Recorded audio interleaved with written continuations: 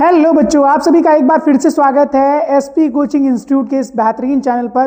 उम्मीद है हमारी क्लासेस आपको अच्छी तरह से पसंद आ रही होंगी, समझ में आ रही होंगी और आप धीरे धीरे और अच्छा करते जा रहे होंगे और धीरे धीरे सारी चीज़ें आपकी और भी आसान होती जा रही होंगी। तो उसी क्रम में जो हम क्रम चलते चले आए थे, पहले जीवाणुओं के बारे में और उनसे होने वाले रोगों के बारे में अध्ययन किया, फिर विषाणुओं से होने वाले रोगों के बारे में अध्ययन किया और अब बारी है फिर विषाणुओं से होने वाले रोगों के बारे में अध्ययन किया और अब बारी है हम अमीबा द्वारा या यूं कह दे प्रोटोजोन्स के द्वारा होने वाले रोग। हालांकि आज जो हम पढ़ने वाले हैं वो मलेरिया यानी प्लाज्मोडियम द्वारा होने वाला रोग। पहले के समय में क्या होता था, लोग ऐसा मानते थे कि जो गंदे स्थान होते हैं या ज़्यादा गंदगी के द्वारा ऐसे स्थानों पर या ऐसी प्रक्रियाएं करने से ये मलेरिया नामक रोग फैलता है। धीरे धीरे कई वैज्ञानिक आए, उन्होंने अध्ययन किया। अध्ययन करने के बाद अंततः रोनाल्ड रॉस ने, जो कि 1897 के करीब में लगभग, उन्होंने बताया कि ये रोग जो होता है वो प्लाज्मोडियम के द्वारा होता है। तो आज हम इसी रोग के बारे में अध्ययन करने वाले हैं और हम पूर्णतया अच्छी तरह से सारी चीज़ें यहाँ पर समझते हुए चलेंगे। तो सबसे पहले मलेरिया के बारे में आप अच्छी तरह से ये जान लीजिए कि प्रत्येक वर्ष लगभग लाखों लोग मारे जाते हैं जो कि मलेरिया के कारण वो मर जाते हैं या उन्हें उचित उपचार ना मिलने पर या समय पर उपचार ना मिलने पर ऐसी अवस्थाएं उत्पन्न हो जाती हैं। हालांकि आज थोड़ा सा एक लिंक करके मैं ज़रूर बताऊंगा कि जैसे इससे पहले हम लोग सीकल सेल एनीमिया के बारे में पढ़ चुके हैं। तो सीकल सेल एनीमिया जिनको होता है उन्हें मलेरिया नामक रोग जो है वो नहीं होता है।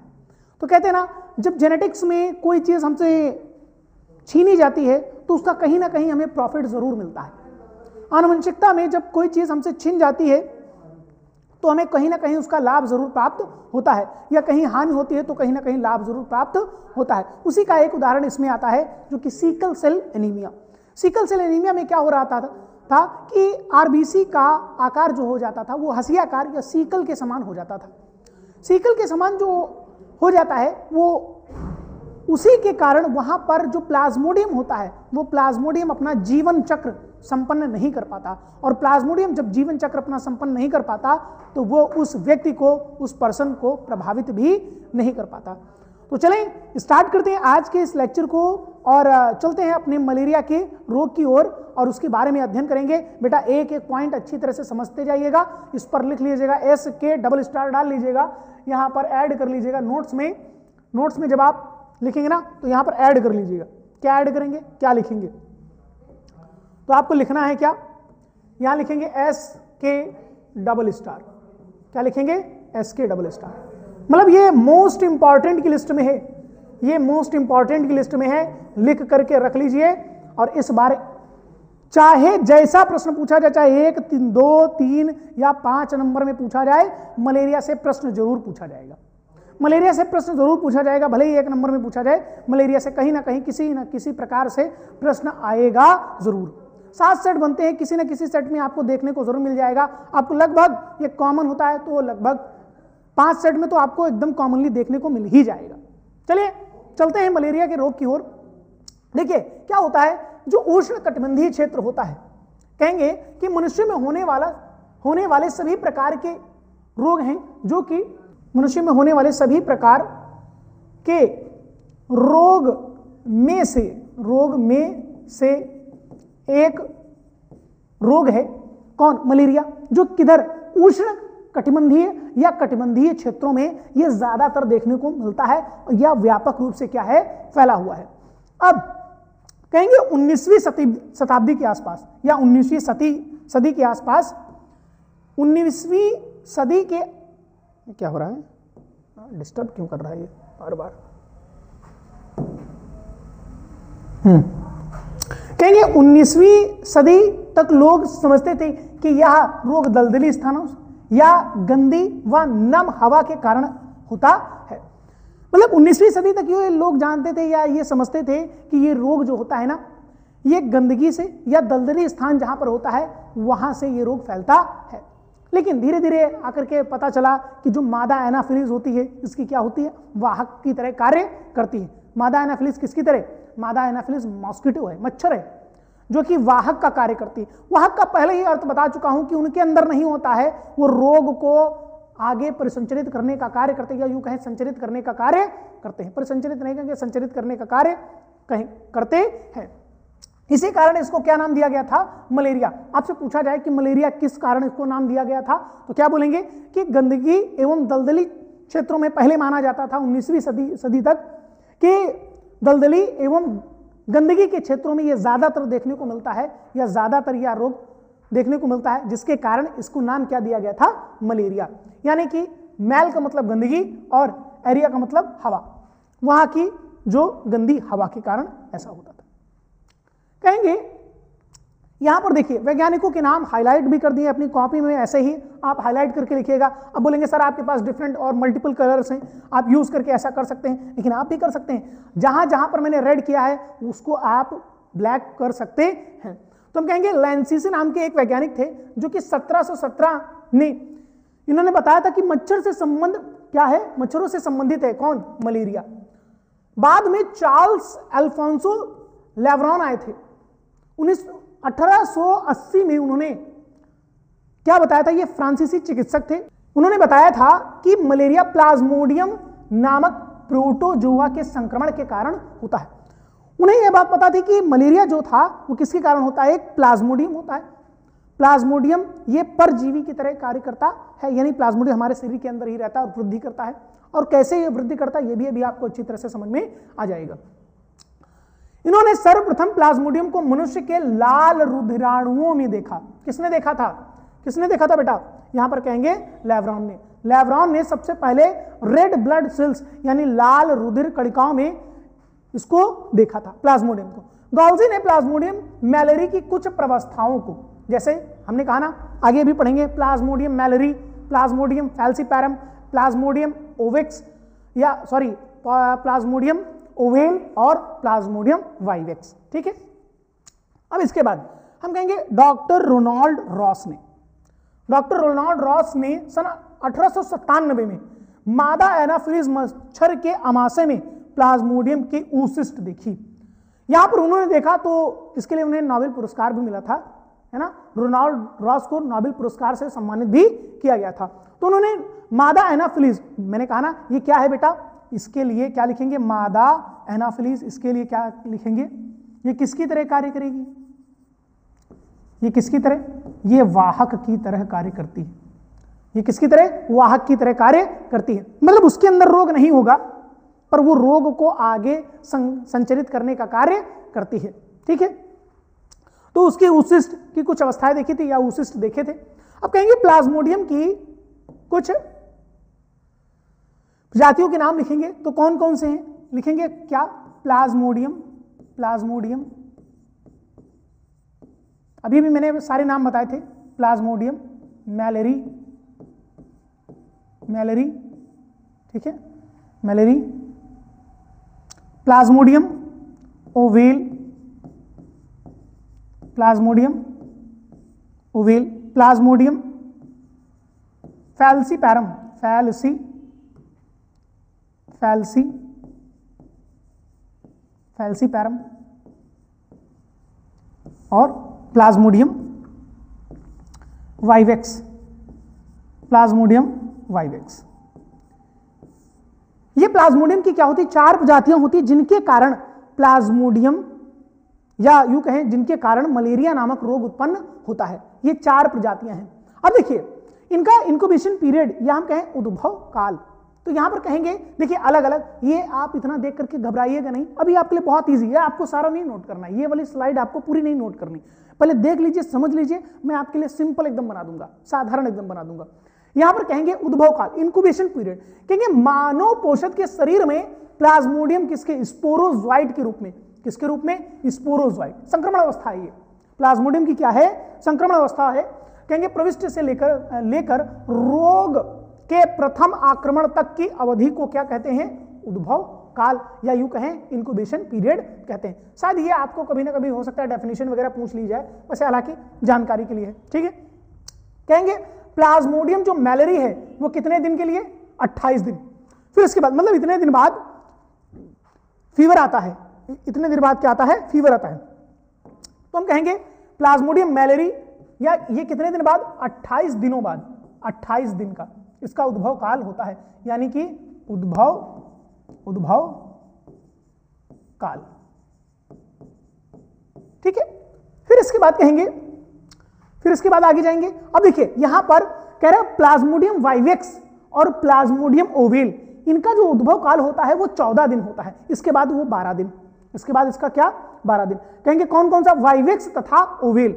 अब हम क्या लिखेंगे? प्लाज्मोडियम वाइवेक्स तथा ओवेल, ये कितने दिन के लिए? 14 दिन के लिए। ये कितने दिन के लिए? 14 दिन के लिए इनका उद्भव काल होता है। इसका भी कितने दिन के लिए होता है? 14 दिन का उद्भव काल होता है। और इसका कितना होता है बेटा? 12 दिन का। इसका कितना होता है? 12 दिन का उद्भव काल होता है। तो इस प्रकार से वो जो आपका पीछे वाला स्लाइड है, यानी यहां वाला आगे वाला जो स्लाइड है, इस स्लाइड को बहुत ही इजी तरीके से मैंने आपको बता दिया कि आप इसको ऐसे याद कर सकते हैं कि प्लाज्मोडियम की 4 प्रजातियां होती हैं, प्लाज्मोडियम मैलेरी, प्लाज्मोडियम ओवेल, प्लाज्मोडियम फैलेसीपैरम और प्लाज्मोडियम वाइवेक्स। ये इनमें से जो है ना वो ये इसका उद्भव काल क्या है? 28 दिन की। कहेंगे प्लाज्मोडियम मैलेरी का 28 दिन उद्भव काल होता है, प्लाज्मोडियम ओवेल का 14 दिन और प्लाज्मोडियम फैलेसीपैरम का 12 दिन और प्लाज्मोडियम वाइवेक्स का जैसा कि होता है क्या? ओवेल का 14 दिन, तो इसका भी क्या होता है? 14 दिन। ठीक है, तो इस प्रकार से आप इसके इंक्यूबेशन पीरियड को याद रखेंगे। आक्रमण होने, जब प्रोटोजोआ आक्रमण करेगा शरीर में, उसके बाद सिम्टम्स वगैरह नजर आएंगे ना, उसके आक्रमण पर जो होता है ना सिम्टम्स वगैरह नजर आते हैं, हम कहते हैं ना उसका प्रभाव हुआ, उसका क्या हुआ? प्रभाव हुआ। अब जिसको ये होगा उसके अंदर क्या क्या लक्षण दिखाई देंगे? अगर किसी को मलेरिया है तो उसको क्या क्या लक्षण दिखाई देंगे? ध्यान से सुनिए। तो कहेंगे सिम्टम्स क्या क्या नजर आएंगे उसके अंदर? कहेंगे मलेरिया बुखार एक कोश की प्रोटोजोवन परजीवी प्लाज्मोडियम के कारण होता है। इसमें बुखार बढ़ने से पूर्व रोगी की भूख क्या हो जाती है? खत्म हो जाती है। रोगी की भूख क्या हो जाती है? खत्म हो जाती है।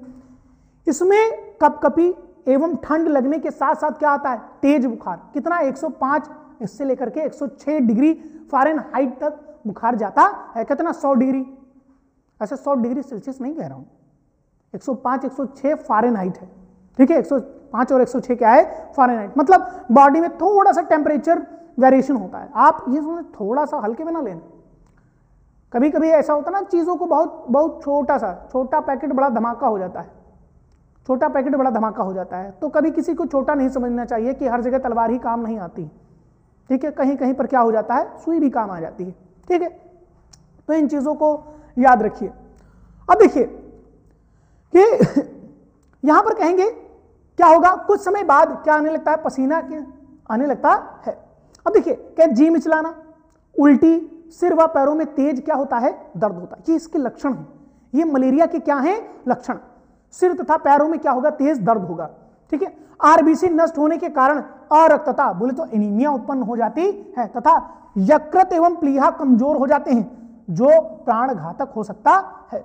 अब देखिए एनीमिया के कारण ऐसा यकृत तथा प्लीहा, यकृत तथा प्लीहा, देखिए ये जब आक्रमण करेगा आरबीसी की ज्यादा डेथ होगी। आरबीसी का कब्रिस्तान कौन है? आरबीसी का कब्रिस्तान कौन है? प्लीहा, बोले तो स्प्लीन। समझिए हमारी बात को भाई, ये क्या है? ऐसे है ना, हम कहेंगे ये क्या है बेटा? ये है किडनी। ये क्या है? किडनी। किडनी के ऊपर एड्रीनल ग्रंथि और साथ में होती है क्या? साथ में क्या होगी इसके? ये होगी प्लीहा। ये क्या होगी? प्लीहा। और इस प्लीहा को ही क्या कहते हैं? आरबीसी का ये क्या है? कब्रिस्तान। कब्रिस्तान, आरबीसी का क्या है? ये कब्रिस्तान। आरबीसी का कब्रिस्तान कहते हैं प्लीहा को, जहां पर यानी कि वहां डेथ होती है, यानी बॉडी में आरबीसी की जब डेथ होती है वो आकर, या यूं कहें कि आरबीसी प्लीहा में आकर के जब प्लीहा में आ जाती है तो वहां पर उनकी क्या हो जाती है? डेथ हो जाती है। इसलिए कहेंगे आरबीसी का कब्रिस्तान। आरबीसी का क्या हो जाएगा? कब्रिस्तान।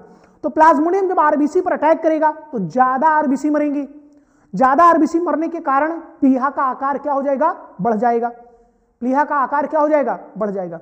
याद रखें, जब कभी भी इंस्टेंट डेथ हो जाएगी, इंस्टेंट डेथ हो जाएगी, बहुत लोग कहते ना, कहने लगे काले ठौरे खत्म, करे ना, बोले ना कुछ, अचानक से ही डेथ हो गई। तो ये होता है कि जैसे स्प्लीन डैमेज हो जाए या प्लीहा जब डैमेज हो जाती तो ऐसी अवस्था में कहेंगे कि रोगी के बचने के मतलब बिल्कुल ना के बराबर, मतलब बच ही नहीं सकता। और डायाफ्राम, कभी कभी ऐसा होता है कि जैसे मान लीजिए कोई एक्सीडेंटल कंडीशन आ जाए या एक्सीडेंट हो जाए किसी का और डायाफ्राम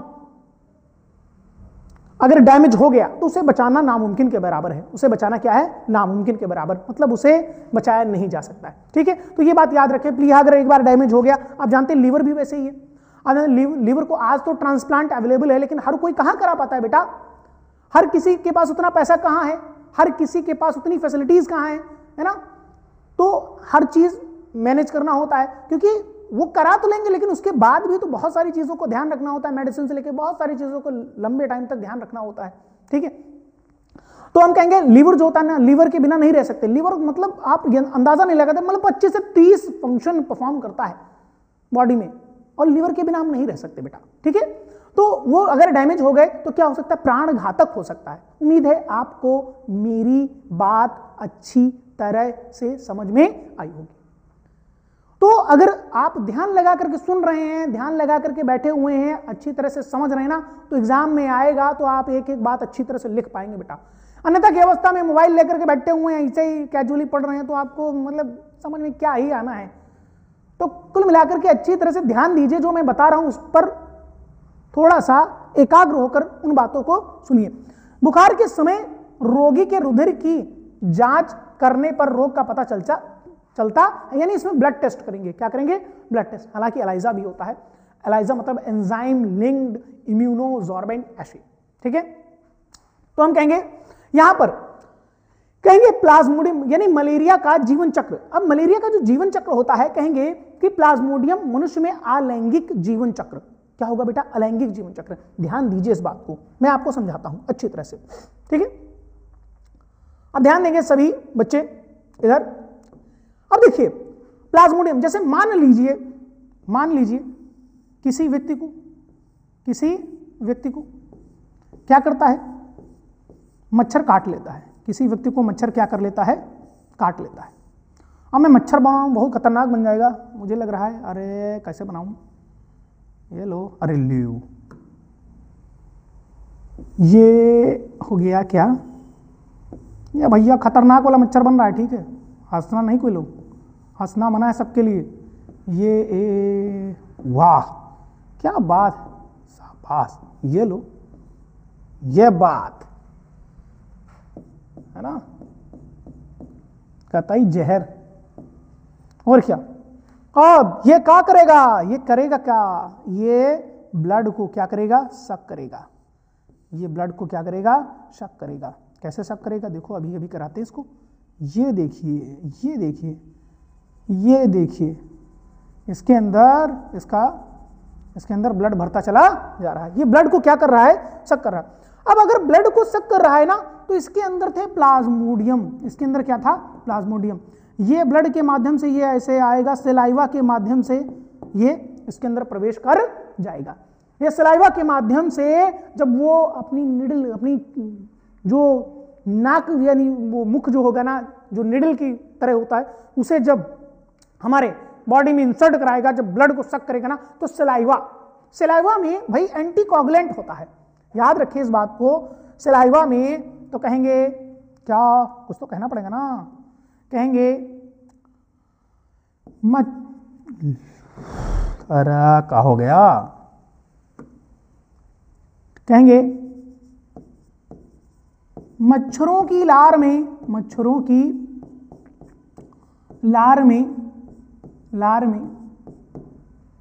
इधर लिखना उचित रहेगा।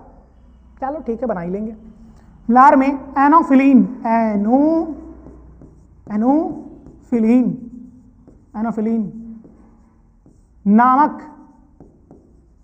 नामक ठीक है एंटीकोगुलेंट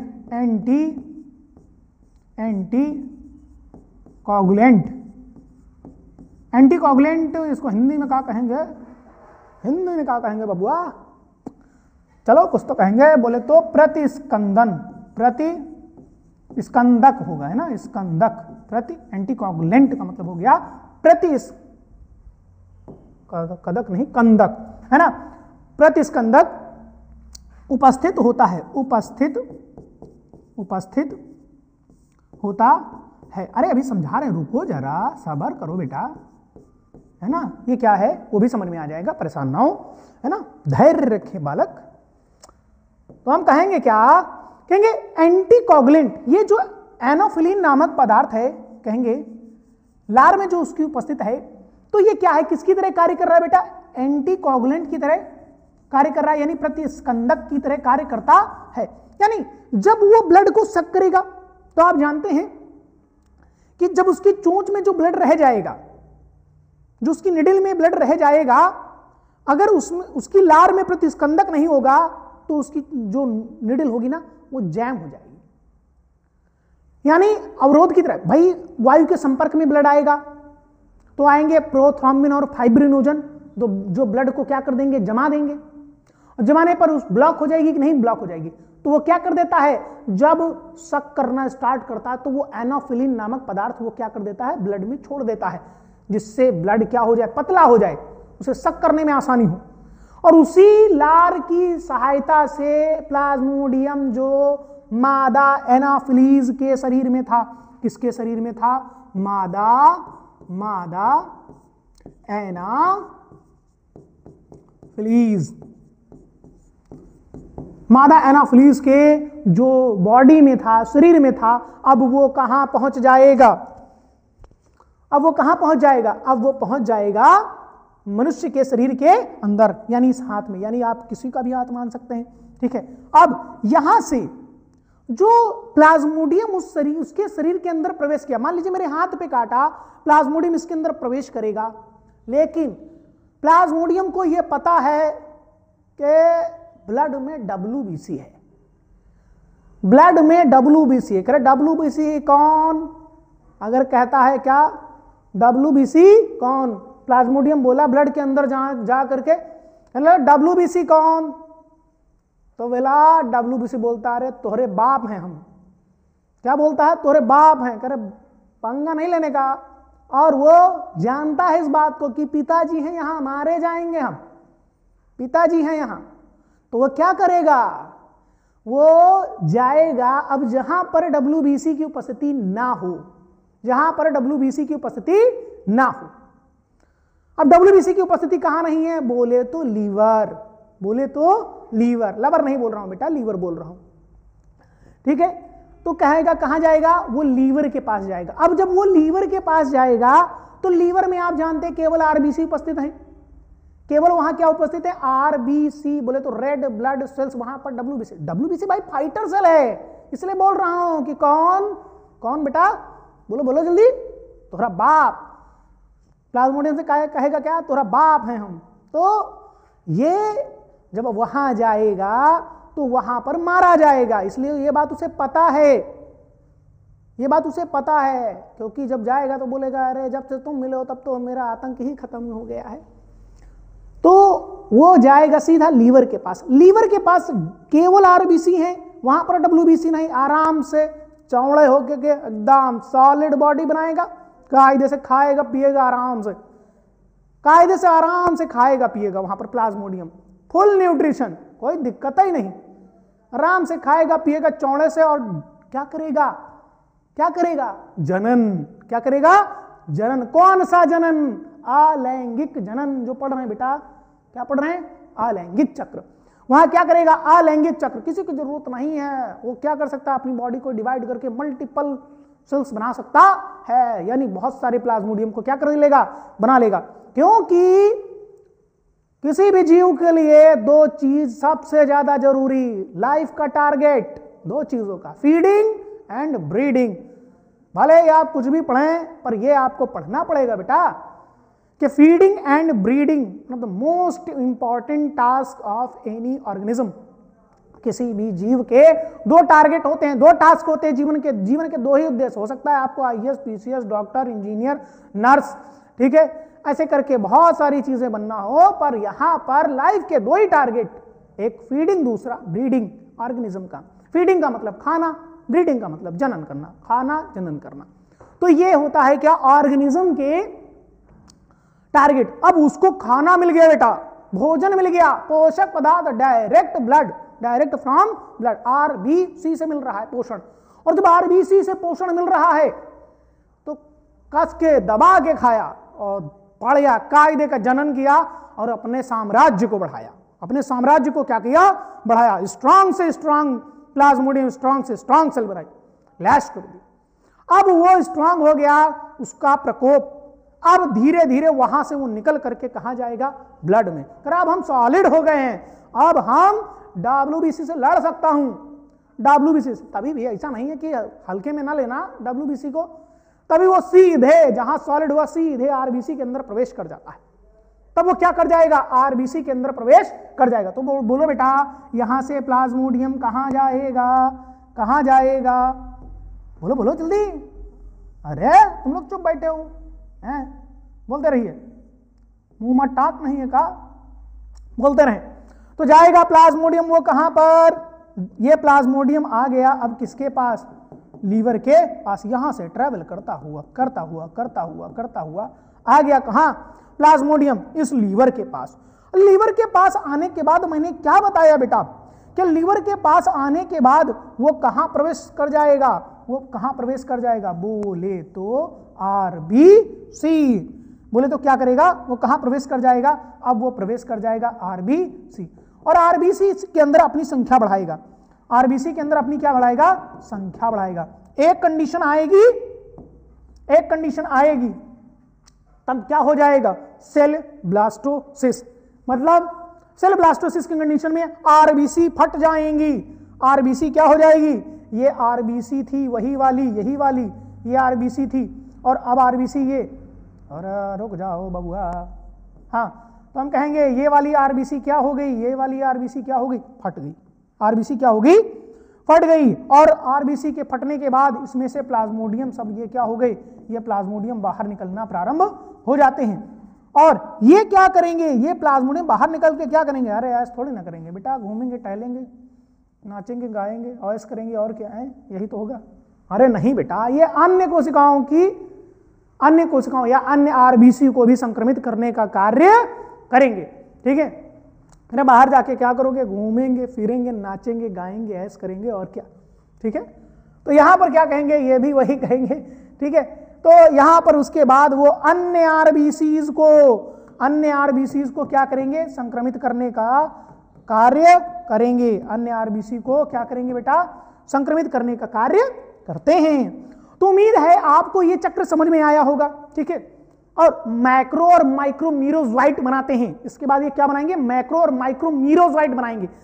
ये क्या करेगा? जब कोई दूसरा मच्छर इसको काटेगा, जो कि मादा एनाफिलीज, जब दूसरे इसको काटेगी, इसका ब्लड सक करेगी, वो ब्लड के माध्यम से माइक्रो और माइक्रो और मैक्रो मीरोजोइट जो होंगे वो उसके अंदर क्या कर जाते हैं? प्रवेश कर जाते हैं और लैंगिक चक्र वहां पर संपन्न करते हैं। क्योंकि एक नर युग्मक और दूसरा क्या होगा? मादा युग्मक। एक नर युग्मक और दूसरा क्या होगा? मादा युग्मक। और दोनों लैंगिक क्रिया को वहां पर मादा एनाफिलीज के अंदर संपन्न करेंगे और मादा एनाफिलीज के अंदर संपन्न करने के पश्चात जब वो किसी दूसरे व्यक्ति को काटेंगे तो वो फिर से लार के माध्यम से, क्योंकि वहां पर वो उसके डाइजेस्टिव सिस्टम से होकर के वो लार ग्रंथियों तक प्लाज्मोडियम पहुंच जाते हैं।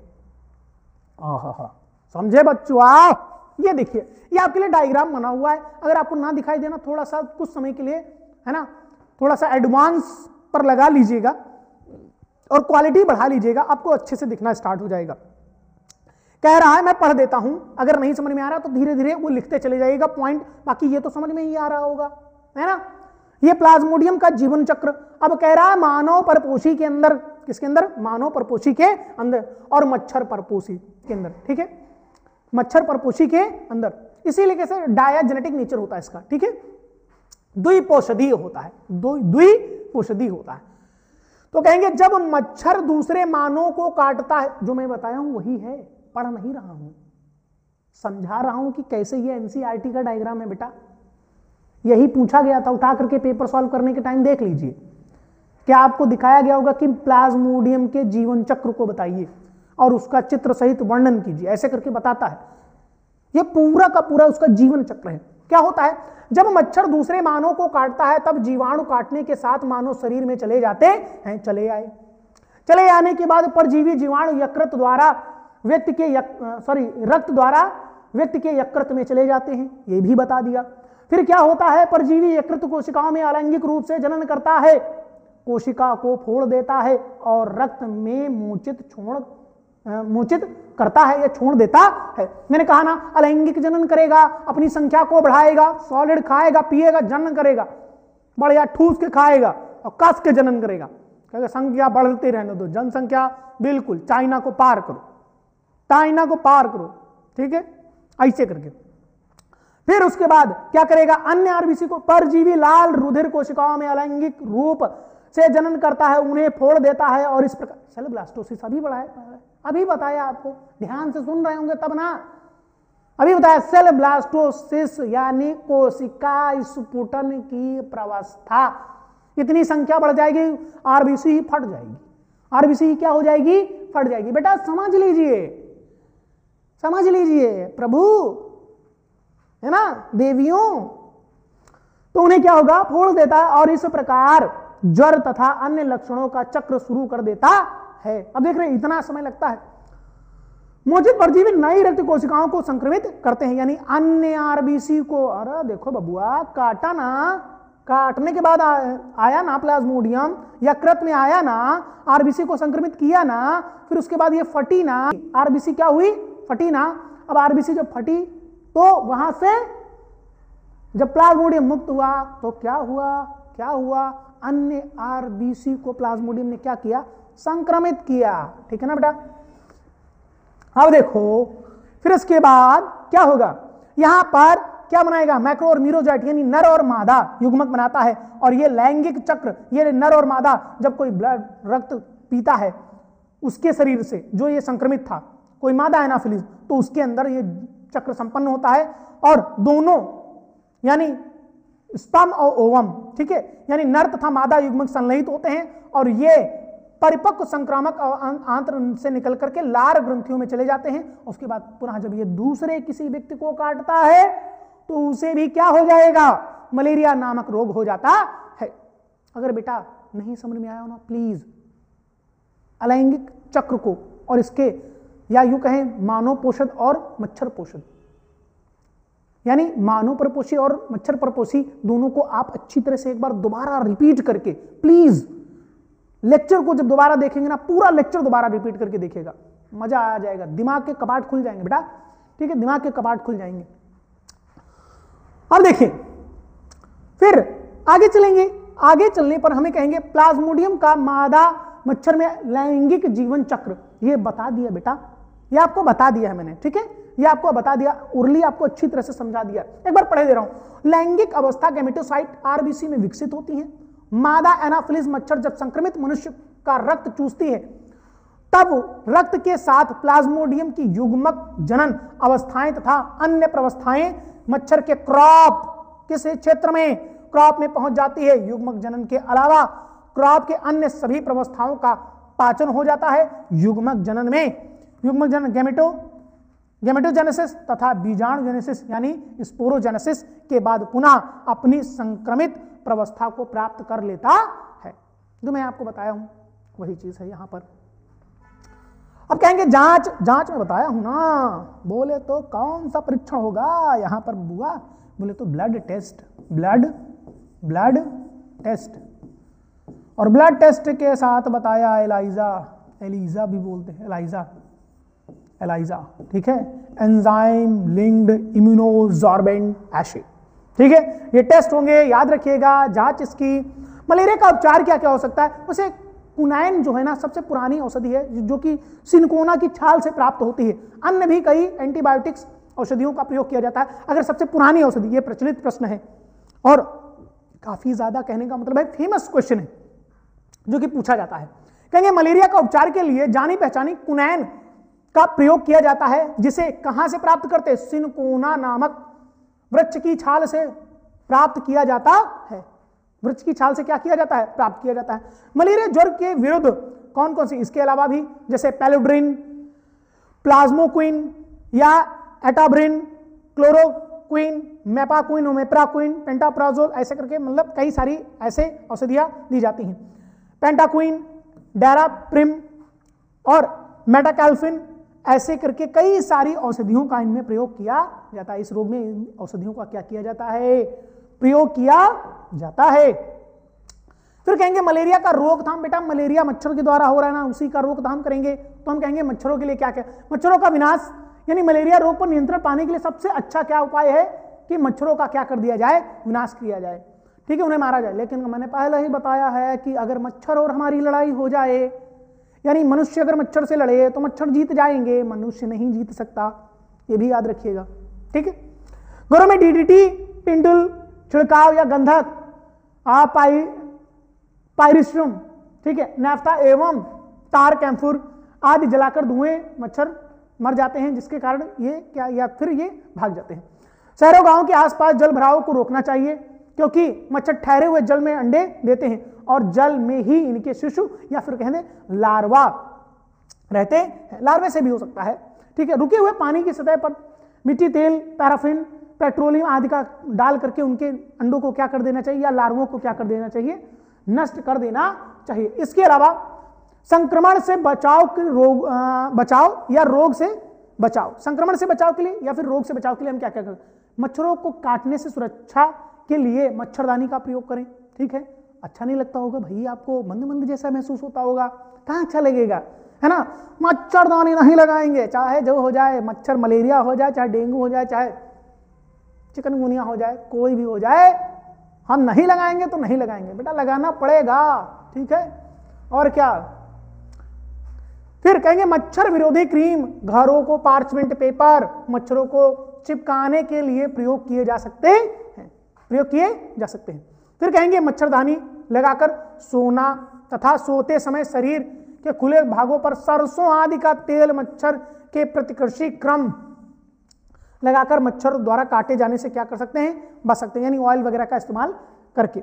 मनुष्य को विशेषतः मलेरिया वाले क्षेत्र में कुनैन, डेराप्रिम आदि निरोधक औषधियों का दैनिक उपचार करते रहना चाहिए। मतलब इन औषधियों का उपचार करते रहना या यूं कहें प्रयोग करते रहना चाहिए। फिर अगला रोग है जो कि प्रोटोजोवन से संबंधित है, अमीबियासिस। इसको क्या कहते हैं? अमीबता। इसको क्या कहेंगे? दूसरा नाम इसका क्या है? अमीबता। अमीबता, अमीबियासिस बोले तो। इसके अलावा इसका नाम पेचिस भी है, पेचिस। ठीक है, पेचिस। ठीक है, पेचिस के नाम से भी ये जाना जाता है। कहते हैं ये अमीबा का चचेरा भाई, उसे अमीबा कह सकते हैं, लेकिन अमीबा का चचेरा भाई होता है एंट अमीबा हिस्टोलिटिका के कारण। ठीक है, किसके कारण? किसके कारण होगा? एंट अमीबा, एंट अमीबा, अमीबा हिस्टोलिटिका, हिस्टोलिटिका, एंट अमीबा हिस्टोलिटिका के कारण होता है। ठीक है, इसी के कारण संक्रमण होता है। आमतौर पर आंतों में होता है, लेकिन यह अन्य अंगों जैसे यकृत, फेफड़े, मस्तिष्क में भी हो सकता है या उन पर भी प्रभावी हो सकता है। अगली स्लाइड पर हम चलेंगे। भाई अमीबियासिस के लक्षण क्या क्या दिखेंगे? लक्षण में दस्त होगी, पेट में दर्द होगी, उल्टी होगी, बुखार होगी, थकान जैसा लगेगा, वजन का कम होना, आंतों में रक्तस्राव होगा, आंतों में प्रभाव होगा ना तो रक्तस्राव होगा, और भूख ना लगना, भूख ना लगना, ये इसके सिम्टम्स होंगे जो इसके अंदर क्या दिखाई देंगे? लक्षण दिखाई देंगे जो कि सिम्टम्स। ठीक है, अमीबियासिस का कारण क्या हो सकता है? अमीबा का संक्रमण। अमीबा का संक्रमण मैंने बताया एंट अमीबा हिस्टोलिटिका। ये किससे? दूषित जल और भोजन का सेवन करने से ऐसा हो सकता है। दूषित जल और भोजन का सेवन करने से बेटा ऐसा हो सकता है। ठीक है, ध्यान रखेंगे जो मैंने बताया आपको। अमीबियासिस का उपचार क्या हो सकता है? एंटी अमीबिक दवाएं जैसे मेट्रोनिडाजोल, टिनिडाजोल। ठीक है, और आमतौर पर क्या होता है, मतलब लिक्विड को लेना चाहिए जिससे आराम मिलती है ना। जैसे जो पाचन से संबंधित हो तो लिक्विड में लेंगे तो ज्यादा आसानी रहती है, ज्यादा जल्दी ठीक होने के चांसेस रहते हैं। अमीबियासिस की रोकथाम कहते हैं स्वच्छ जल तथा भोजन का सेवन करना चाहिए। पहले ही बता चुका हूं, स्वच्छता और सैनिटेशन का ध्यान रखना चाहिए, पहले बता चुका हूं। अस्वच्छ परिस्थितियों से क्या करना चाहिए? बचना चाहिए, हाथ धोना चाहिए। मल तथा मूत्र विसर्जन के लिए सुरक्षित व्यवस्था का उपयोग करना चाहिए। ये सब बातों का क्या करना चाहिए? ध्यान देना चाहिए। और सबसे ज्यादा ध्यान देने की बात यह है कि हमारे चैनल को लाइक करें, सब्सक्राइब करें और ज्यादा से ज्यादा लोगों को शेयर करें। बेटा ज्ञान को जितना आगे बढ़ाएंगे उतना ही एक ना एक दिन आपके पास वापस आएगा। तो आज के लिए आप सभी को थैंक यू सो मच बेटा। लगे रहें, जुटे रहें, करते रहें अपने कार्य को निरंतर, लगातार, क्योंकि आगे आने वाले समय में यही टॉपिक जब आपको आपके पेपर में दिखाई देंगे ना, तो करके बहुत अच्छा लगेगा, मजा आ जाएगा। कहेंगे हाँ सर आपने पढ़ाया था तो वहां से क्वेश्चन आए, तो चीजें और भी ज्यादा वहां पर आपके लिए आसान हो जाएंगी, चीजें याद रहेंगी। तो थैंक यू क्लास, आज के लिए इतना ही। मिलते हैं अपने अगले लेक्चर में एक बेहतरीन स्लाइड के साथ और बेहतरीन लेक्चर के साथ। तब तक के लिए नमस्कार, धन्यवाद, टाटा, बाय बाय।